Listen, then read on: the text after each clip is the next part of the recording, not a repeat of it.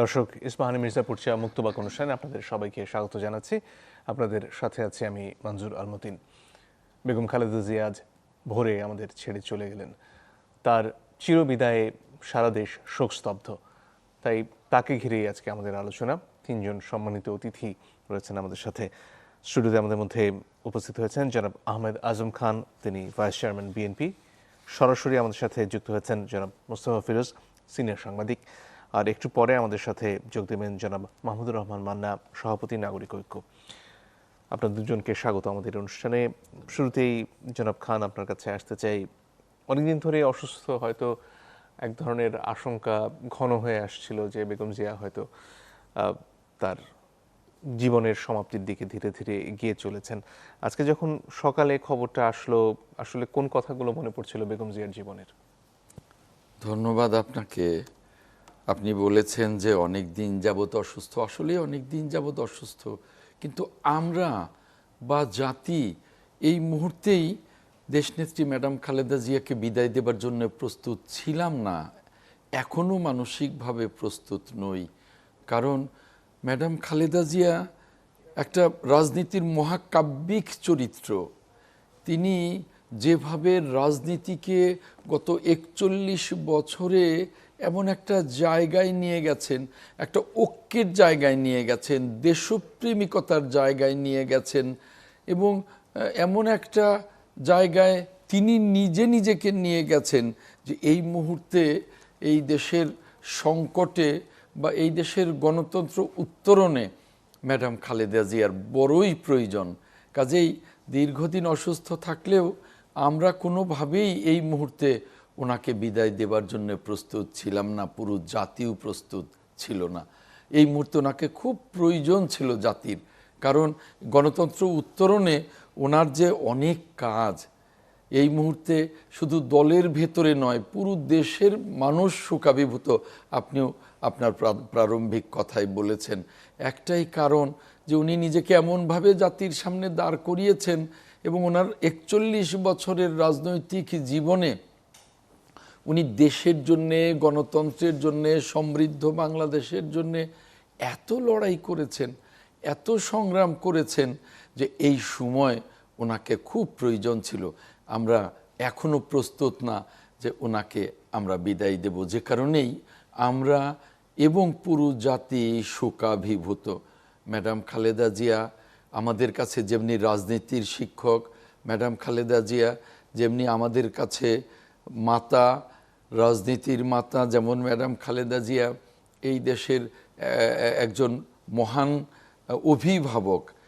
এই দেশের রাজনীতিতে তার যে অভিভাবকত্ব সারা জাতি মনে করে, এবং তার গণতন্ত্রের লড়াই এই দেশে না শুধু সারা বিশ্বে নন্দিত। একটা কথা আজকে সকালে মহাসচিব বলেছেন যে গণতন্ত্রের সংগ্রাম শুধু এই দেশে হুঁচট খেল না, ওনার চলে যাওয়াতে সারা বিশ্বেই গণতন্ত্রের সংগ্রাম হোঁচট খেল। আমরা তো আসলে অনেক দূর থেকে তাকে দেখি, তার রাজনৈতিক কর্মকাণ্ড দেখি, আপনাদের সুযোগ হয়েছিল তাকে কাছ থেকে দেখার। সেই জীবনের কিছু খণ্ডচিত্র যদি আমাদের সাথে ভাগাভাগি করে নিতেন। দেখুন, আমার তো অনেক কাছে থেকে ম্যাডাম খালেদা জিয়াকে দেখার সৌভাগ্য হয়েছে, কারণ আমি গত ৩০ বছর ওনার যেমনি কর্মী ছিলাম তেমনি ওনার আইনজীবী ছিলাম। আমি ওনাকে খুব কাছ থেকে দেখেছি যে একজন মহীয়সী নারী, মহীয়সী নেত্রী। আমি খুব যতবার ওনাকে দেখেছি আমি বিস্মিত হয়েছি। যেমন একটা ছোট্ট ঘটনা আপনাকে বলি, ম্যাডাম খালেদা জিয়াকে যখন ফখরুদ্দিন মঈনুদ্দিনের সরকার গ্রেপ্তার করে স্পিকারের বাসাকে সাবজেল করে সেখানে নিয়ে গেলেন, আমার আইনজীবী হিসাবে আমার প্রতিদিন ওনারকে দেখতে যাওয়া হয়েছে এবং নানা প্রয়োজনে আমি গিয়েছি। তো একদিন ম্যাডাম খালেদা জিয়া আমাকে বলছেন যে আজম সাহেব, আপনি একটু খন্দকার দেলোয়ারের সাথে দেখা করবেন।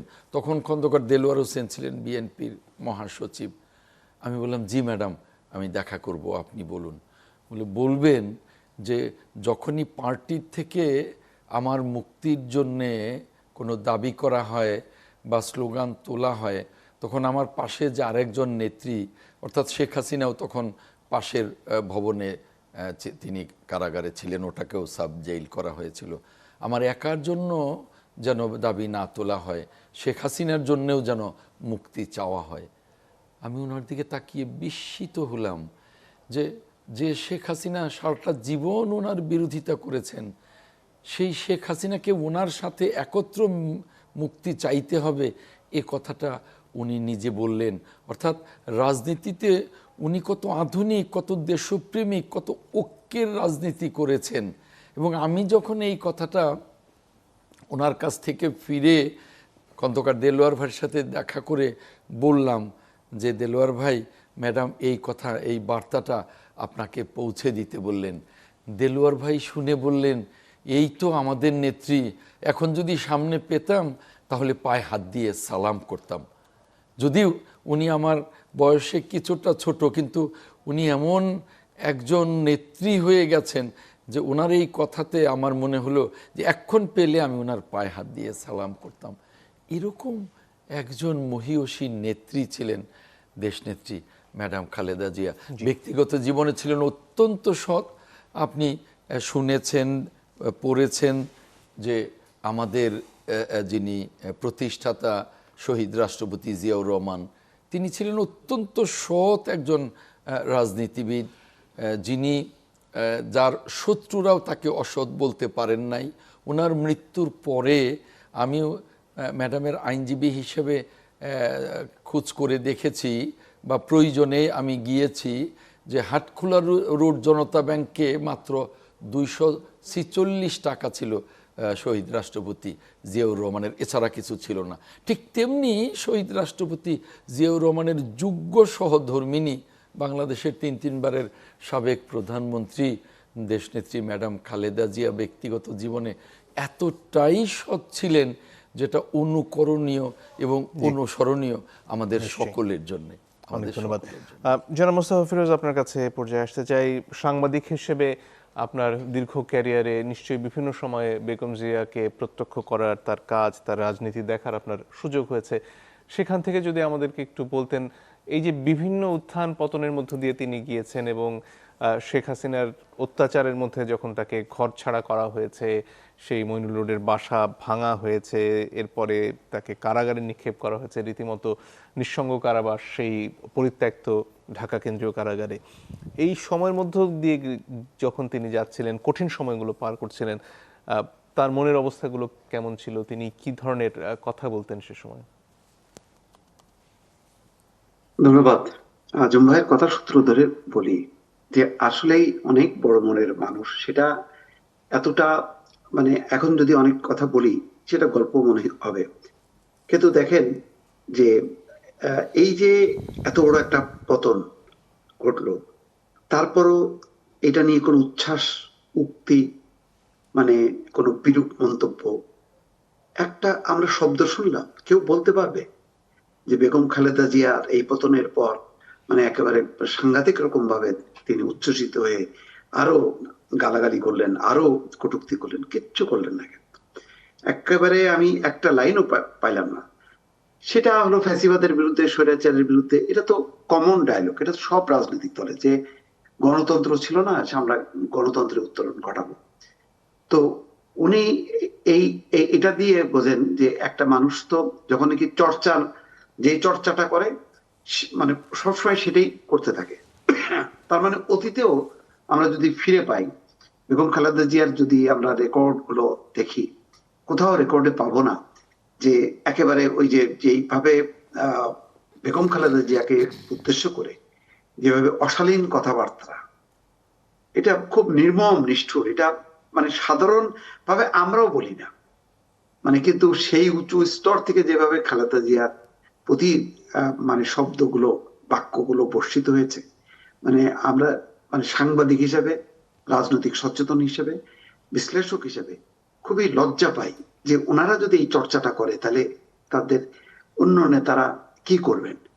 তো এই কষ্টটা একটা শুধু সান্ত্বনা ছিল যে বেগম খালেদা জিয়া সেই মানটা বজায় রাখতেন। এটাই হচ্ছে তার বৈশিষ্ট্য। আর গণতন্ত্রের প্রতি আমার যেটা কষ্টটা হলো এই, যে দেখেন, একটা দুইটাই মানে প্রতিষ্ঠান ছিল, একটা শেখ হাসিনা আর একটা হচ্ছে বেগম খালেদা জিয়া। তো শেখ হাসিনা সেই গণতন্ত্রের মধ্যে গুণে ধরলো, সেটা ফ্যাসিবাদ স্বৈর শাসনের দিকে চলে গেল, শেষ। তার মানে ওই পর্বটা শেষ। আর একটাই ছিল জাতির কাছে, সেটা হচ্ছে বেগম খালেদা জিয়া, যিনি শেষ দিন পর্যন্ত ওই হাসপাতালের বেডে বসে তিনি কি বলেছেন? বলেছেন জ্ঞান ভিত্তিক সমাজ, ঐক্য, শান্তি, নিরাপত্তা, যে কথাগুলি এখন তারেক রহমান বলছেন, তার পুত্র, সেই কথাগুলি কিন্তু বেগম খালেদা জিয়া বলছেন।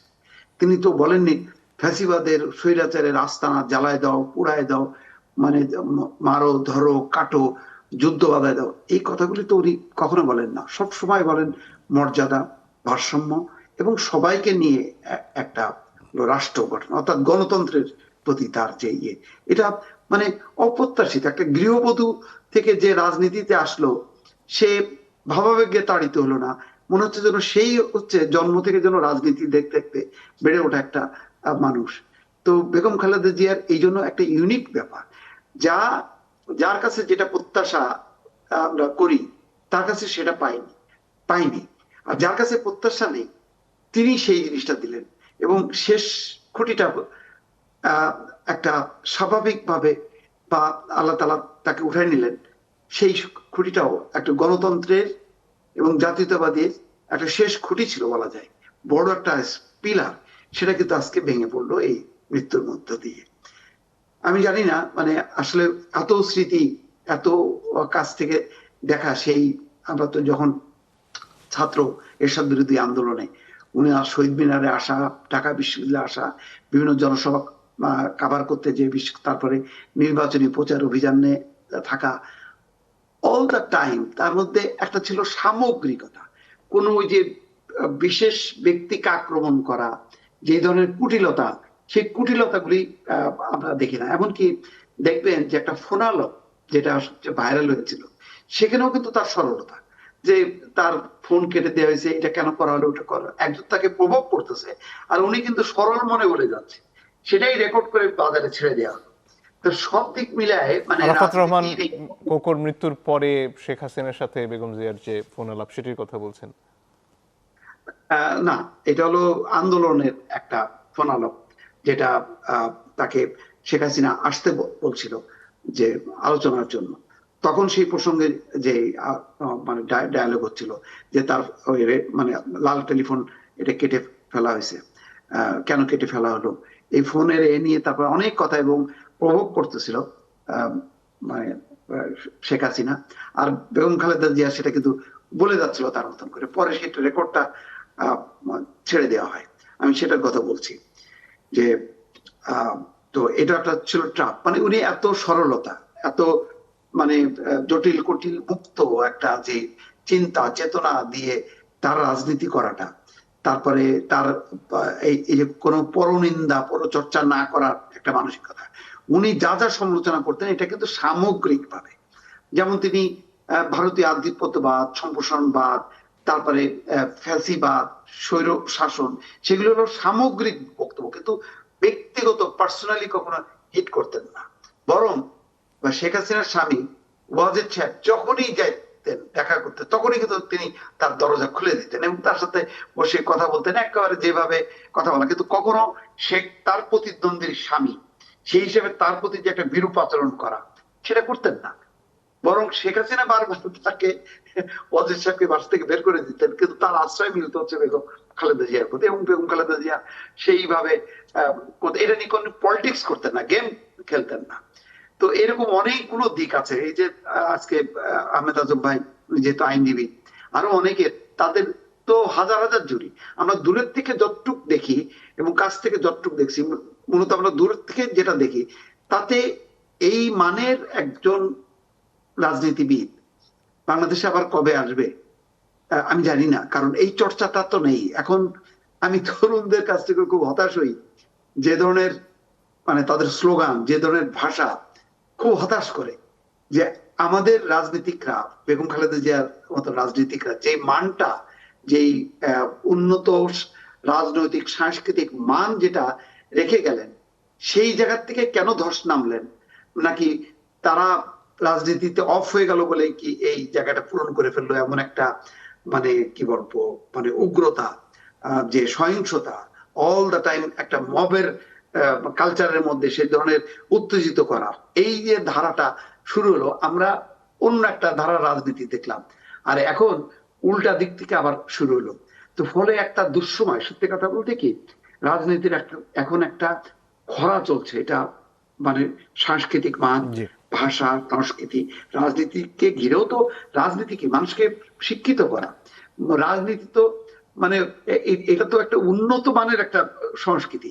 সেই সংস্কৃতির কোনো চর্চা নেই, শিক্ষার কিছু নেই, বরং এখন হলো যত কুশিক্ষা, মানে মব, মানে মনে হচ্ছে যেন ওইটাই রাজনীতি। জি, তো এই জায়গা বিবেচনা করলে বেগম খালেদা জিয়ার অনুপস্থিতি এটা দারুণ ভাবে একটা মানে আমাদেরকে নিশ্চয়ই। ধাক্কা দিল এবং রাজনীতির অঙ্গনকে শূন্যতা সৃষ্টি করলো। এখন এই জায়গা থেকে যদি মানে বেগম খালেদা জিয়ার এই রাজনৈতিক জীবনটাকে চর্চার মধ্য দিয়ে যদি সামনে মানে এগোতে পারে রাজনীতি, তাহলে হয়তো আমরা ভালো কিছু পাবো, জি, অথবা এটা অপূরণীয় ক্ষতি হয়ে থাকবে। নিশ্চয়ই। আমি এই জনাব খান। ওনার ওনার কথার সূত্র ধরে বলবো, এই যে শহীদ মইনুল রোডের বাড়িতে ম্যাডাম খালেদা জিয়া থেকেছেন 40 বছর। 40 বছরে ওনার সংসার, ওনার স্বামী এবং সন্তানদের নিয়ে বসবাস, সব কিছু মিলিয়ে 40 বছরে একটা সংসারে কি কত স্মৃতি বিজড়িত। সেই বাড়ি থেকে যখন ফ্যাসিবাদী শাসক যখন তাকে উচ্ছেদ করলেন, আমি তখন সকাল থেকে একেবারে গভীর রাত অবধি এবং ওনার আদালতেও তো কোনো নিরাপত্তা বা না, কোনো সাহায্য তিনি পেলেন না কোনো তখন। কোনো কোনো কোনো সাহায্য পেলেন না আদালতের। সরকারি অনুগত হয়ে আদালত সরকারের পক্ষে রায় দিলেন। আমি সকাল থেকে গভীর রাত পর্যন্ত ওনার সাথে ছিলাম, আমি না শুধু, আমরা অনেকে। তখন ওনাকে কাঁদতে দেখেছি। শুধু উনি বলছেন, আমার 40 বছরের সংসার আমাকে এভাবে লণ্ডভণ্ড করে দিয়ে আমাকে বিদায় করে দেয়া হলো, আমি দেখেছি। এরপরে সেই শাসকই ওনাকে 8 বছর কারাগারে বিনা দোষে রাখলেন। তারপরেও দেখেন, দেশনেত্রী ম্যাডাম খালেদা জিয়া এমন একজন মহাকাব্যিক চরিত্র যে 5ই অগাস্টের পর উনি সেই শাসকের বিরুদ্ধে একটি প্রতিশোধমূলক বাক্য, নামটাও তো উচ্চারণ করেননি বোধহয়। না, নামটা উচ্চারণ করেন নাই। একটা- উনি একেবারেই রাজনীতির শিক্ষক আমাদের বলা যায়। একটা বিরতির সময় হয়ে গেছে আমাদের। দর্শক একটু পরে ফিরে আসছে, আশা করি সাথে থাকবেন। দর্শক, আপনারা দেখছেন ইস্পাহানি মির্জাপুর চা মুক্তবাক। এরই মধ্যে আমাদের সাথে যোগ দিয়েছেন যারা মাহমুদুর রহমান মান্না। স্বাগত আপনাকে আমাদের এই অনুষ্ঠানে। আমরা খানিকটা পেছনে ফিরে যাচ্ছিলাম, স্মৃতিচারণ করছিলাম বেগম খালেদা জিয়াকে নিয়ে, অতিথিদের কাছ থেকে শুনছিলাম। আপনার নিশ্চয়ই অনেক স্মৃতি রয়েছে রাজনীতির নানান দৃষ্টিভঙ্গি থেকে তাকে দেখার আপনার সুযোগ হয়েছে, কখনো জোট সঙ্গী হিসেবে, কখনো তা নয়। একটু যদি ফিরিয়ে নিয়ে যেতেন কোনো একটা স্মরণীয় মুহূর্তে। মুশকিল হয়েছে, জানেন, আমি এর আগে আরও 2টো টকশো করেছি এই ব্যাপারে, এবং এই প্রশ্ন প্রায় প্রত্যেকটা উপস্থাপকই করেছেন। অনেকেই এটা ভালো করে খুব খেয়াল করেন না, বেগম জিয়ার এরকম ব্যক্তিগত অনেক অনুভূতির কথা আমরা অনেকটা জানি না। দলের লোক তারা বলতে পারে না, আমি তো পারি না। অনেক দেখা হয়েছে তার সাথে, আমার অনেক কথা হয়েছে, কিন্তু কথা খুব কম বলতেন আগে থেকেই, এবং কম কথা বলার জন্য উনি এক প্রকার বিখ্যাত ছিলেন। এবং কম্পেয়ার টু হার, কি বলা যায়, রাইভাল, পলিটিক্যাল রাইভাল, উনি আবার এতই কথা বলতেন যে এনার চুপ করে থাকাটাই মানুষ পছন্দ করত। তো সেই হিসেবে আমার না ব্যক্তিগত বন্ধু আছে, শেখ হাসিনা দেখবেন এক দঙ্গল বন্ধু ছিল, তার কলেজ লাইফের বন্ধু, ইউনিভার্সিটি লাইফের বন্ধু, হয়তো ক্লাসই করে নাই, কিন্তু এখন সব বন্ধু হয়ে গেছে, তাদের করে পরিচয় করে দিচ্ছেন। কিন্তু বেগম জিয়া এইরকম ব্যক্তিগত পর্যায়ে আলাপও নিতেন না, তার আলোচনাও ব্যক্তিগত পর্যায়ে থাকতো না। নট দ্যাট যে উনি খুব পলিটিক্যাল আলোচনা করতেন, বা ততদূর পর্যন্ত ওনার অভিজ্ঞতা গত বছর ধরে করেননি, কিন্তু তারপরে যাই বলতেন, মানে যেটা উল্লেখ করবার মতো, আমি যেরকম করে ফিল করেছি, অসাধারণ সুন্দরী মহিলা ছিলেন, এক ধরনের অ্যাট্রাকশন ছিল, কিন্তু তাকে আমার সবসময় বলেছে লেডি অফ পার্সোনালিটি। মানে ধরো ওই পার্সোনালিটি জায়গাতে আপনি ব্যক্তিগত অ্যাপ্রোচ করতেই পারবেন না। হয়তো একটা খাজুরে আলাপ করি না আমরা, গল্প করি, সেটা আমরা শেখ হাসিনার সাথে করতাম, এরশাদ সাহেব তো যোগ টোক করতেন না, খালেদা জিয়া যোগ করতেন না, ফাজলামি করতেন না, হালকা কথা বলতেন না, সেই অর্থেও ওই রকম কোনো কিছু নাই।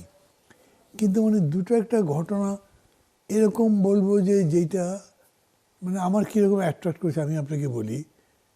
প্রথম কথা হচ্ছে উনি যখন এলেন রাজনীতিতে তারও আগে থেকে কিন্তু আলোচিত হচ্ছেন, মানে যখন জিয়া রহমানের মৃত্যু হলো এরপরই তাকে নিয়ে কথাবার্তা হচ্ছিল যে উনি আসবেন কিনা। উনি তো স্ট্রেট ফরওয়ার্ড বলেছেন। এটা আসলো কেন এই আলাপটা? কারণ উনি গৃহবধূ, রাজনীতির সাথে তার যোগাযোগ নেই। শুধু কি স্ত্রী বলেই বা অন্য কোনো নেতাকে সে সময় বিএনপিতে সামনে আসতে পারেননি সেভাবে? না, আপনার একটা জিনিস খেয়াল করতে হবে, আমাদের একটা ফিউডাল কালচার তো সোসাইটির। ফিউডাল মানি হলো ফ্যামিলি রিলেশন থাকে, বসিং থাকে, এগুলো থাকে। তো ওই পারিবারিক সম্পর্ককে মানুষ খুব দাম দেয়।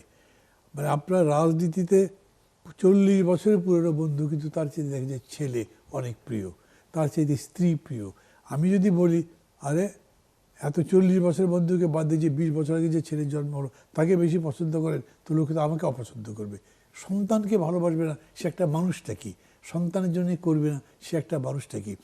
যদি কোনো নেতা অন্যায়ভাবে অবৈধভাবেও তার সন্তানকে রাজনীতিতে, ব্যবসাতে, অন্য কোনো জায়গাতে সুবিধা দেন, লোকে কিন্তু খারাপ বলবে না, ছেলের জন্য তো করবেই, কিন্তু বন্ধুর জন্য যদি করেন তাহলে বলবে। কিন্তু এইখানে কেসটা এরকম নয়। বিষয়টা হচ্ছে যে যখন জিয়া রহমানের এরকম অকাল মৃত্যু হলো, এই দুঃখজনক মৃত্যুটা হলো, তখন দলটা চালাবে কে?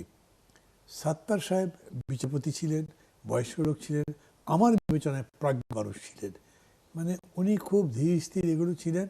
ওনাকে দেওয়া হয়েছিল, কিন্তু উনি যথেষ্ট বয়স্ক ছিলেন, অসুস্থ ছিলেন। দলের মধ্যে যে সমস্ত জটিলতা হয় এগুলিকে উনি খুব ভালো হ্যান্ডেল করতে পারতেন না, দৃঢ় লোক ছিলেন আমি মনে করি। তো সেই সময় ধীরে ধীরে তার বিরুদ্ধে কথাবার্তা চালু হয়ে গেছিল, দলটাকে সামলায় গিয়ে কী করা যায় কাউকেই কেউ পাচ্ছে না। তখন বেগম জিয়ার নাম আসতে শুরু করেছে, এবং খুব সারপ্রাইজিংলি উনি, যিনি রাজনীতিটাকে খুব পছন্দই করতেন না, রাজনীতির মধ্যে খুব মজা পেতেন না, তিনি যে দায়িত্ব নিয়ে, উনি আগে বলতেন এত বড় পার্টি আমি কিভাবে সামলাবো, আমি কি কোনোদিন রাজনীতি করেছি? অনেকের হয়তো মনে নেই, কিন্তু আমার স্পষ্ট মনে আছে উনি প্রথম যেদিন পার্লামেন্টে বসলেন, এর আগেও দু জায়গায় বলেছি, প্রথম পার্লামেন্টে বসে অনেকেই বলছিল আমরা নতুন আসছি, আমরা একটু বুঝতে পারছি না, হয়তো ভুল হতে পারে আমাদের স্পিকার উদ্দেশ্য করে।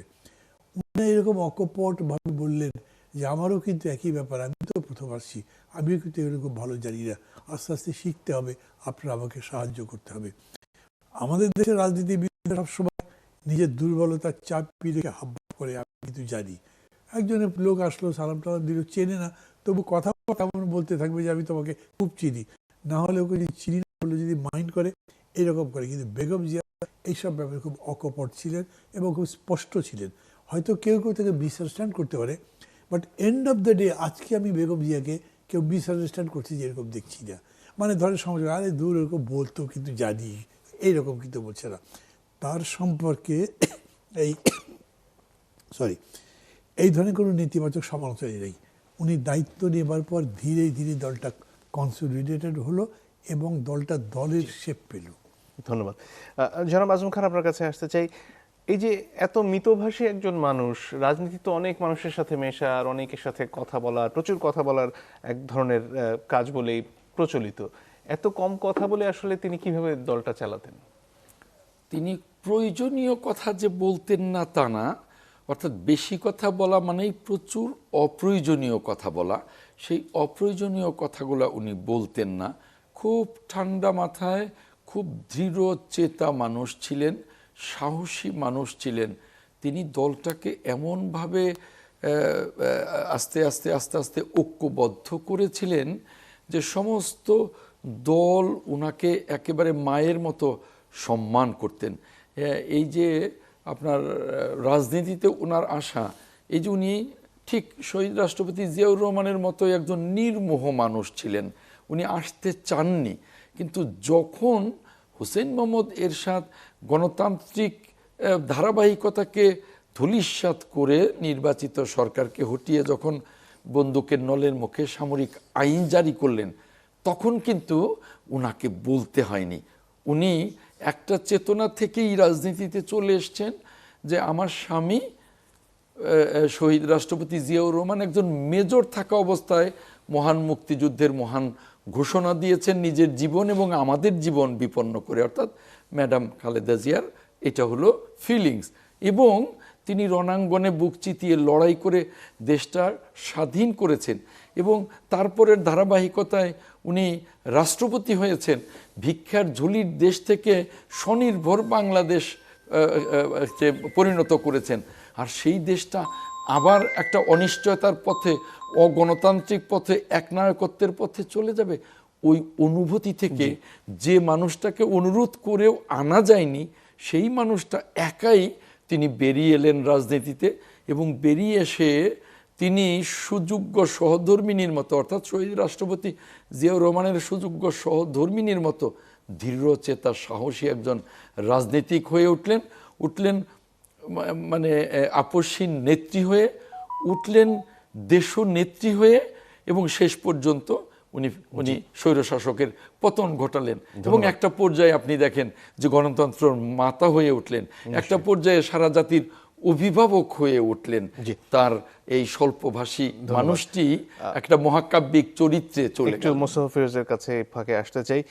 এই যে শূন্যতা তিনি রেখে গেলেন, আপনি এখনকার সময়ের অস্থিরতা বা রাজনৈতিক ভাষায় অধৈর্য, অশ্লীলতা পর্যন্ত যেভাবে ছড়িয়েছে, বেগম জিয়ার কাছ থেকে কি শেখার সুযোগ নিচ্ছেন এখনকার রাজনীতিবিদরা? না, নেওয়াটা তো উচিত। সেই ঘাটতিটাই তো আমি দেখছি যে এখন তো একটা নতুন প্রজন্মের রাজনীতি শুরু হওয়ার কথা ছিল এবং সেটাই বেগবান ছিল, এবং আমরাও আশায় ছিলাম যে আমরা তো অনেক কিছু পারিনি, কিন্তু নতুনরা পেরেছেও। কিন্তু তার পরবর্তীতে যেই ধারায় তারা এগুচ্ছে, যেই ভাষায় কথা বলছে, এই ভাষা তো সাথে অভ্যস্ত না। এখন জানি না এখনকার প্রজন্মের এই ভাষাগুলো, এই স্লোগানগুলো তারা তাদের বাসায় বাবা মার সামনে দেন কিনা বা বলেন কিনা আমি জানি না। তো সেই কারণে বলছি যে এখন আমি মিলাইতে পারি না। আর আজম ভাইয়ের একটা কথা বলি, মান্না ভাই বললেন, উনি কিন্তু প্রয়োজনীয় সত্যি আসলে কথাগুলি বলতেন। যেমন একটা লাস্ট ছোট্ট একটা স্মৃতি বলি, বেগম খালেদা জিয়াকে আমি কাছ থেকে যেটা সর্বশেষ দেখেছি, একটা ইফতার অনুষ্ঠানে আমাদের সাংবাদিকরা বসেছিলেন ওটা গোল টেবিলে। উনি আসার পর আমাদের সবার সাথে পরিচয় করে দিলেন শফিক রেহমান ভাই। তো পরিচয় করার পর উনি একদম শেষ মুহূর্তে পরে পাশে বসলেন। তো আমি আবার মানে ইফতার শেষ হওয়ার সাথে সাথে ওই যে তখন তো যানজট মুক্ত অবস্থাটা ধরবো বলে, দ্রুত অফিসে পৌঁছাবো বলে আমি তাড়াতাড়ি উঠছি, তখন শফিক রেহমান ভাই ডেকে বললেন যে ম্যাডাম, এই যে মোস্তফা ফিরোজ, সাংবাদিক বাংলা ভিশনের নিউজের হেড। তো উনি মনে করছে কি আমি বোধহয় মানে দেরি করে আসছি। উনি কিন্তু ঠিকই আমাকে বললেন, আপনি খেয়েছেন, আপনি ইফতার করেছেন। এইটাই তো বোঝা যায়। উনি তো চুপ করে বসে থাকতে পারতেন, আমার সাথে শুধু আমাকে পরিচয় করে দিল, উনি নডিং করতে পারতেন, কিন্তু তা না। সেই জন্যই বললাম যে উনি কিন্তু প্রয়োজন সময় ঠিক যেইটুক করার কথা সেইটুক কিন্তু করতেন। তো যেটা মঞ্জুরের কথাটা হলো, এইটা হলো এখন তো আমরা বেগম খালেদা জিয়াকে পাবো না। আজকে বেগম খালেদা জিয়ার নানান চারিত্রিক দিকগুলো নিয়ে আলোচনা হচ্ছে, তার রাজনীতি, তার এই যে কম কথা বলা, তারপর সামগ্রিক ভাবে কথা বলা, কোনো প্রতিহিংসামূলক কথা না বলা, ব্যক্তিগত আক্রমণ না করা, এই জায়গাগুলো আমরা মানে এই ধারাটা আমরা যদি তরুণ প্রজন্মটা রপ্ত করে সেখান থেকে যদি একটা আপডেট ভার্সনের রাজনীতিটা চালু করে, তাহলে আমি মনে করবো সফল। নতুবা আমি কিন্তু খুবই হতাশ বর্তমানে, এবং মাঝে মাঝে মনেই হয় যে আসলে এই পরিবর্তনেরই বা কি দরকার ছিল। মানে এক পরিবর্তন থেকে আর একটা ভয়ঙ্কর পরিবর্তনের চেয়ে যেমন ছিলাম তেমনই থাকাটাই ভালো ছিল। এটা হচ্ছে আমার কষ্টের কথা। তার মানে এই না যে আমি পরিবর্তন চাই না, কিন্তু এই পরিবর্তনের ভয়াল রূপটা চাই না। এখন ভয়াল রূপ থেকে ফিরতে গেলে আমাদের যে আজকে সবাই শোকে, আমরা মোহমান, সারা দেশ আজকে দেখেন আমার মতন মানুষ, আমি তো বিএনপি রাজনীতি করি না, কখনো করিও নাই। মান্না ভাই ভালো সাক্ষী যে আমার ছাত্রীকে কিন্তু ভোর সকাল 7টার সময় যখন আমাকে একজন ফোন করে বললো, কারণ আগের দিন রাত 3টা 3:30 পর্যন্ত আমি বারবার টেলিভিশন স্ক্রল গুলো দেখছিলাম, যে কারণ সংকটাপন্ন অবস্থার মধ্যে দিয়ে যাচ্ছে, তখন এই সিগন্যালটা বুঝি। তো পরের খবরটা আসে কিনা আমি জেগে জেগে আছি, যে যত রাতই হোক না কেন আমি দেখার সাথে সাথে সেটা মানে বলবো আর কি, জানাবো দর্শকদেরকে। 7টার সময় যখন কি আমাকে বললো না, তখন আমার শরীরটা কাঁপতে থাকলো, এবং ওই কাঁপতে কাঁপতে আমি তখন মুখ হাত ধুইনি, ওই অবস্থায় জাস্ট শুধু মোবাইলটা অন করে আমি আমার দর্শকদেরকে বলার জন্য, তখন আমার গলাটা এমন ভাবে ধরলো, কাঁপলো। পরে আমাকে অনেকে ফোন করে বললো যে এরকম তো দলীয় পনাটা করা ঠিক হয়নি। আমি বলছি, তাই নাকি, এরকম হয়ে গেছে? তা দেখেন, অজান্তেই আমি কিন্তু একটা স্রোতের সাথে, আজকে বিএনপি নেতা কর্মীরা যেভাবে আঘাত পেয়েছে, কাঁদছে যেভাবে, যেভাবে দরদ, মানে আমার আজকে সকালের প্রথম যে বয়ানটা, জি। সেটা শুনলে মনে হতো না আমি একেবারে বিএনপির জন্য নিবেদিত, বিএনপি রাজনীতির একজন নিবেদিত কর্মী, কিন্তু আমি কেউ না, কিন্তু আমাকেও স্পর্শ করলো এমন নিশ্চয়ই। ভাবে এই একটা আবেগটা, বিরতির যে আসলে আমিও সময় অনেক হয়ে গেছে। যেন জি, জি। ধন্যবাদ আপনাকে। থামাতে হচ্ছে। দর্শক, একটু পরেই ফিরে আসছে আমরা, আশা করি সাথে থাকবেন। দর্শক, আপনারা দেখছেন ইস্পাহানি মির্জাপুর চেয়ার মুক্তবাক অনুষ্ঠানের শেষ ভাগে আমরা সবার কাছ থেকে অল্প করে শুনবো। জনাব মান্না, আপনাকে দিয়ে শুরু করতে চাই। মানে আমি না ইয়ে মোস্তফা ফিরোজ যখন বলছে তখন একটা কথা ফিল করবে, এটা বলা উচিত মনে করি। আমি বোধহয় গতকালকে কোথাও পড়ছিলাম, তার আগে আমি কথা থেকে শুনেছি, মানে আমাদের রাজনীতিতে এখন যে কটুকাটব্য করা হয়, মানে ব্লেম গেম, অন্যকে বদনাম করা, ব্যাড নেম দেওয়া, এগুলো করা হয়। আমি খেয়াল করেছি জিয়া রহমান তার সারা জীবনে কোনো সময় এগুলো করেননি, এবং একইভাবে বেগম জিয়াও কিন্তু এটা করেননি। মানে অ্যাজ এগেন্স্ট দ্যাট চিন্তা করে তার মূল প্রতিপক্ষ আওয়ামী লীগ ছিল। আওয়ামী লীগ তো ফিল্ডি ল্যাঙ্গুয়েজ ইউজ করতো, শেখ হাসিনা তো কী কী সব বলতেন, ওইটা সারভাইভ করে নাই। যারা আমরা মনে করি না রাজনীতিবিদ, অনেক মনে করে সব কথার জবাব দিতে হবে, সব কিছুকে যদি আমরা মোকাবেলা করতে না পারি তারা হবে না। অনেক সময় মেজর জলিল ছিলেন, যার সাথে উনি একটা কথা বলেছিলেন, silence is more dangerous than revolution itself. মানে নীরবতারও একটা শক্তি আছে। আপনি কথা বললেই কেবল সত্য প্রতিষ্ঠা করতে পারবেন তারা, অনেক সময় নীরব অ্যাকশন দিয়ে করতে পারেন। বেগম জিয়া সম্পর্কে কত বাজে কথা যে বলা হয়েছে, মানে ওগুলো শুনলে তো কি একটা ধারণা হবে তার সম্পর্কে, কিন্তু একটাও টেকে নেই, উনি একটারও জবাব দেননি, দলও জবাব দেয়নি। জিয়া রহমান সম্পর্কে জবাব তাতেও হয়নি। আবার খেয়াল করে দেখেন, শেখ মুজিবুর রহমান যখন ছিলেন, উনি কিন্তু অন্যদেরকে খুব খারাপ ল্যাঙ্গুয়েজে কথাবার্তা বলেন নাই, সমালোচনা করেছেন, তার মধ্যে একটু তীব্রতা ছিল। তার তুলনায় তার মেয়ে তো সেটা একটা, আমি বলবো, অস্থিরতার জায়গায় নিয়ে গেছিলেন। সেদিক থেকে আমি এখন বলবো, যদিও মোস্তফা ফিরোজ বললেন বিএনপির মিড লেভেল বা তার নিচের লেভেলের মধ্যে এক ধরনের অ্যাটাকিং অ্যাটিটিউড আছে, কিন্তু আপার লেভেলে আমি এটা দেখি না। কিন্তু তারা কথাবার্তায় অনেক পরিশীলিত আছেন। সবচেয়ে বড় কথা, রাজনীতি পরিশীলিত না হলে দেশ পরিশীলিত হবে না। আর রাজনীতি পরিশীলিত হওয়ার জন্যে রাজনীতিবিদদের আচরণ এবং উচ্চারণ দুটোই ভালো করতে হবে। জনাব খান।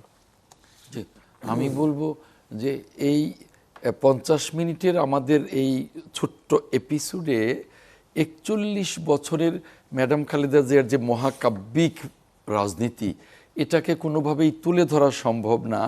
এই শুধু সামান্য একটু অংশই আলোচনা করা যেতে পারে। সেখানেই আমি বলবো যে উনি আমাদের মাঝ থেকে চলে গেছেন, কিন্তু ওনার আদর্শকে ধারণ করে আমরা যদি ওনার রাজনৈতিক সংস্কৃতি, ওনার সততার সংস্কৃতি, ওনার কথা বলার সংস্কৃতি, ওনার যে দেশপ্রেম তার সংস্কৃতি আমরা যদি ধারণ করতে পারি, লালন করতে পারি, এবং ওনার যে সুযোগ্য সন্তান শহীদ রাষ্ট্রপতি জিয়াউর রহমানের সুযোগ্য সন্তান, যিনি এখন আমাদের নেতৃত্ব দেবেন, তিনি যেভাবে দাঁড়িয়েছেন, তার কথাবার্তা, আচার আচরণে আমরা যে দেশপ্রেমিকতা দেখতে পাই, তার ম্যাডাম খালেদা জিয়া এবং শহীদ রাষ্ট্রপতি জিয়াউর রহমানের আদর্শে আমাদের নেতা জনাব তারেক রহমান যদি সেইভাবে দল এবং দেশটাকে পরিচালনা করেন, তাহলে আমি মনে করি যে আমাদের ম্যাডাম খালেদা জিয়াকে সঠিক শ্রদ্ধা জানানো হবে, সঠিক ভালোবাসা হবে, এবং শহীদ রাষ্ট্রপতি জিয়াউর রহমানকেই আমি মনে করি যে ম্যাডাম খালেদা জিয়া এই জিনিসগুলো আমাদেরকে তার 41 বছরের কাব্যিক রাজনীতিতে এগুলো আমাদের শিখিয়েছেন। ধন্যবাদ। জনাব মোস্তফা ফিরোজ, যদি আর কিছু যোগ করার থাকে। না, এটাই এখন বড় চ্যালেঞ্জ, বড় দায়িত্ব কিন্তু আসলে বিএনপি যদি জিয়াউর রহমান এবং এখন বেগম খালেদা জিয়া ওনাদের দর্শনগুলো, ওনাদের রাজনৈতিক সংস্কৃতিগুলো যদি প্রতিষ্ঠা করার জন্য দলকে যদি তৈরি করে, বড় রাজনৈতিক দল যদি পরিশুদ্ধ হয়, তার প্রভাবে অন্যরাও প্রভাবিত হবে। এখন সেটাই বড় চ্যালেঞ্জ। সেটাই যদি হয়, তাহলে ওনার আত্মার প্রতি সত্যিকার অর্থে শান্তি কামনা হবে এবং প্রকৃত শ্রদ্ধা জানানো হবে।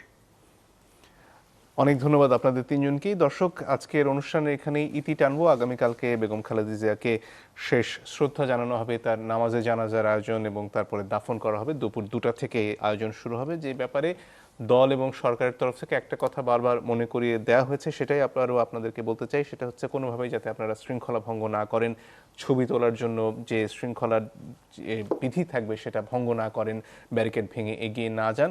কারণ এই পুরো প্রক্রিয়ায় শৃঙ্খলা রক্ষা করাটাই আসলে বেগম খালেদা জিয়ার প্রতি সবার, দলের, দেশের মানুষের শ্রদ্ধা জানানোর একটা পন্থা। সেজন্য আপনাদের সবার প্রতি আবারও আবেদন জানাবো যাতে আপনারা যে কোনো মূল্যে শৃঙ্খলা রক্ষা করেন আগামীকালকে। অনেক ধন্যবাদ আপনাদের সবাইকে।